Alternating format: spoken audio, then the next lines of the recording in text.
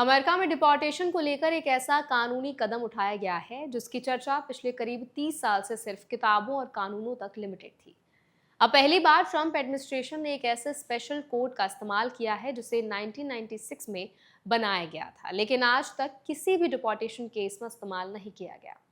आज इस वीडियो में हम समझेंगे कि एलियन टेररिस्ट रिमूवल कोड क्या है, ये सामान्य इमिग्रेशन कोड से कैसे अलग है, सरकार को इसमें क्या अधिकार मिलते हैं, कोर्ट ने अभी तक क्या कहा है और सबसे ज़रूरी बात, इस पूरे मामले का आम भारतीयों और लीगल इमिग्रेंट्स पर क्या असर पड़ सकता है। तो चलिए फिर जल्दी से वीडियो शुरू करते हैं। हाय, मेरा नाम है वर्षा दुबे और आप मुझे देख रहे हैं एनबीटी टेक एड पर। सबसे पहले समझ लीजिए कि ट्रंप एडमिनिस्ट्रेशन ने जिस कोड का इस्तेमाल किया है उसका नाम है एलियन टेररिस्ट रिमूवल कोड। अमेरिकी जस्टिस डिपार्टमेंट ने पहली बार इस कोर्ट में एक पेटिशन दाखिल की है जिसमें एक ऐसे व्यक्ति को डिपोर्ट करने की मांग की गई है जिसे सरकार एलियन टेररिस्ट मान रही है। हालांकि अभी तक उस व्यक्ति को पहचान सार्वजनिक तरीके से नहीं हो पाया है।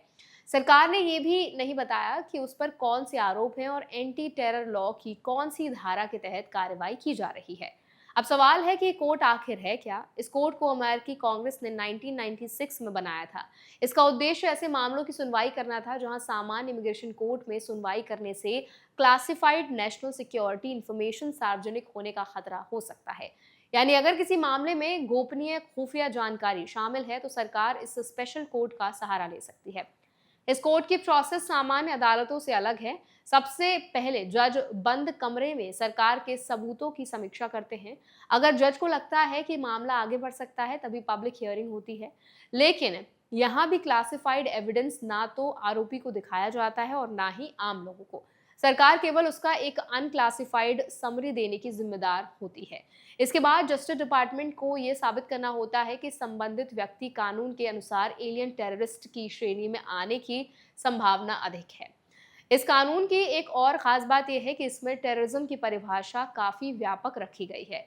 केवल आतंकवादी हमला करने वाले ही नहीं बल्कि ऐसे गैर अमेरिकी नागरिक भी इसके दायरे में आ सकते हैं जिन पर टेररिस्ट ऑर्गेनाइजेशन का समर्थन करने, उसका प्रतिनिधित्व करने या उसे बढ़ावा देने या उससे मिलिट्री ट्रेनिंग लेने का आरोप है।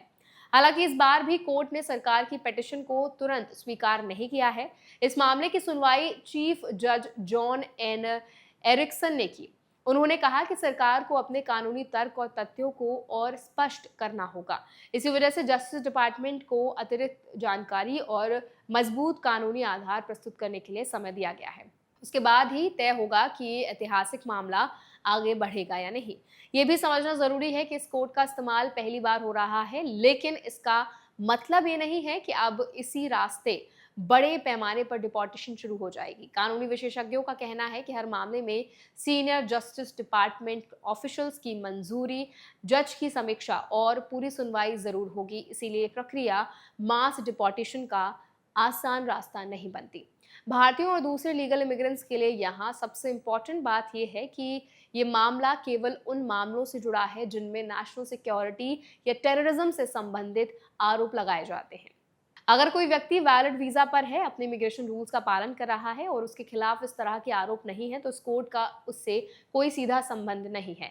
इस पूरे घटनाक्रम से एक बात जरूर साफ होती है कि अमेरिका नेशनल सिक्योरिटी से जुड़े मामलों में पुराने कानूनों का भी सक्रिय इस्तेमाल करने लगा है। इसीलिए अमेरिका में रहने वाले सभी विदेशी नागरिकों के लिए सबसे जरूरी बात यही है कि वो हमेशा अपने इमिग्रेशन स्टेटस को लीगल रखें, सभी डॉक्यूमेंट सही रखें और किसी भी कानूनी प्रक्रिया में केवल ऑफिशियल रूल्स और क्वालिफाइड इमिग्रेशन अटॉर्नी की सलाह पर ही आगे बढ़ें। यही सबसे सुरक्षित और जिम्मेदार तरीका है। तो आई होप ये वीडियो आपके लिए हेल्पफुल रहा होगा। अब इस पूरे वीडियो पर आप क्या टेक रखते हैं कमेंट्स में बता दें। ऐसे और वीडियोस के लिए हमारे चैनल एनबीटी टेक एड को भी जरूर सब्सक्राइब करें।